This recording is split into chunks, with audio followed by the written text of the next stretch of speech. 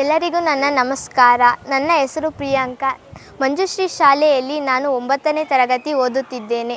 ಇಂದು ನಾನು ನಿಮಗೊಂದು ಕತೆ ಹೇಳ್ತೀನಿ, ಅದನ್ನು ಕೇಳ್ತೀರಾ? ಅದೇನೆಂದರೆ, ಒಂದು ಊರಲ್ಲಿ 3 ಜನ ಸ್ನೇಹಿತರಿರ್ತಾರೆ. ಒಬ್ಬನ ಹೆಸರು ಜ್ಞಾನ, ಇನ್ನೊಬ್ಬನ ಹೆಸರು ಧನ, ಇನ್ನೊಬ್ಬನ ಹೆಸರು ವಿಶ್ವಾಸ.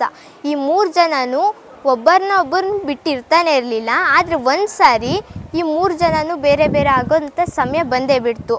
ಆಗ ನಾವು ಮತ್ತೆ ಹೇಗೆ ಭೇಟಿ ಆಗೋದು ಅಂತ ಯೋಚನೆ ಮಾಡ್ತಿರುವಾಗ ಜ್ಞಾನ ಹೇಳ್ತಾನೆ, ನಾನು ಮಠ ಮತ್ತು ಮಂದಿರಗಳಲ್ಲಿರ್ತೀನಿ ಹಾಗೂ ಸಾಧು ಸಂತರ ಜೊತೆ ಇರ್ತೀನಿ ಅಂತ. ಆಗ ಧನ ಕೂಡ ಹೇಳ್ತಾನೆ, ನಾನು ಅಗರ್ಭ ಶ್ರೀಮಂತರ ಜೊತೆ ಇರ್ತೀನಿ ಅಂತ. ಇವರಿಬ್ಬರು ಮಾತು ಕೇಳಿ ಕಣ್ಣೀರಾಗ್ತಾ ವಿಶ್ವಾಸ ಹೇಳ್ತಾನೆ, ನಾನು ಒಂದು ಸಾರಿ ಹೋದರೆ ಮತ್ತೆ ಬರೋದಿಲ್ಲ ಅಂತ. ಆಗ ಇದರ ಅರ್ಥ ಏನಂದರೆ, ಒಂದು ಸಾರಿ ವಿಶ್ವಾಸವನ್ನು ಕಳೆದುಕೊಂಡ್ರೆ ಮತ್ತೆ ಪಡೆದುಕೊಳ್ಳೋದು ತುಂಬ ಕಷ್ಟ. ಹಾಗಾಗಿ ನಾವು ಯಾವಾಗಲೂ ವಿಶ್ವಾಸವನ್ನು ಕಾಪಾಡಿಕೊಳ್ಬೇಕು. ಧನ್ಯವಾದಗಳು.